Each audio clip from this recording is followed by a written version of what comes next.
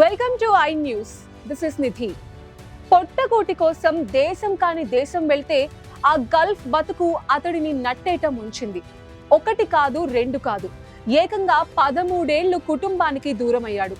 ఆచూకీ లేడు, phone call లేదు, బతికున్నాడో లేడో తెలియని అయోమయం. కుటుంబానికి ఆసరా అవుదామనుకున్నవాడు పరాయి దేశంలో బిచ్చగాడయ్యాడు. 13 ఏళ్ల సుదీర్ఘ నిరీక్షణ తర్వాత విధి ఆడిన వింత నాటకంలో ఓ అద్భుతం జరిగి తిరిగి సొంత గూటికి చేరిన మెదక్ జిల్లా ఉప్పులింగపూర్కు చెందిన కోనింటి కృష్ణ కన్నీటి గాథ ఇది. అసలేం జరిగింది? 13 ఏళ్ల పాటు ఆయన ఏం చేశాడు? తిరిగి ఎలా ఇంటికి రాగలిగాడు? ఈయనే కోనింటి కృష్ణ. 13 ఏళ్ల క్రితం వరకు తనదైన ఓ చిన్న ప్రపంచం. భార్య లక్ష్మి, ఓ కూతురు, ఓ కొడుకుతో కూలి పనులు చేసుకుంటూ బతికేవాడు. కానీ పేదరికం ఆ సంతోషాన్ని కబళించింది. కుటుంబానికి మంచి భవిష్యత్తు ఇవ్వాలన్న ఆశతో అప్పు చేసి ఓ నకిలీ ఏజెంట్ ని నమ్మి దుబాయ్ విమానం ఎక్కాడు. తీరా అక్కడికి వెళ్ళాక గానీ తెలియలేదు తను ఎంత దారుణంగా మోసపోయింది అని.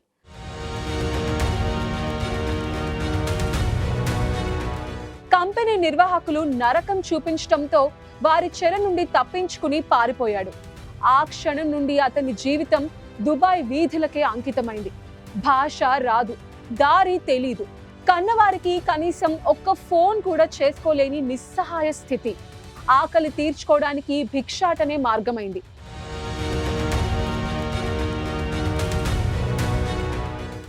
ఇక్కడ భర్త ఏమయ్యాడో ఎక్కడున్నాడో తెలియక లక్ష్మి కన్నీరు మున్నీరైంది.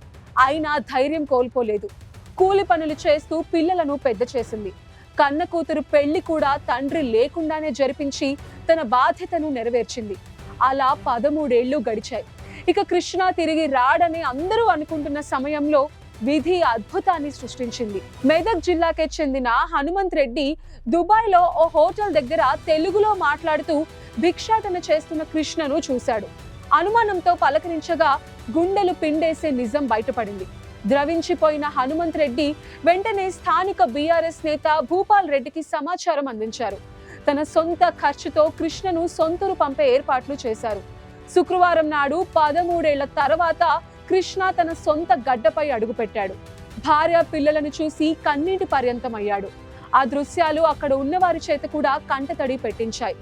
గల్ఫ్ మోజులో పడి నకిలీ ఏజెంట్స్ ని నమ్మి తనలా ఎవ్వరూ జీవితాలను నాశనం చేసుకోవద్దని కృష్ణ యువతకు విజ్ఞప్తి చేసుకున్నాడు.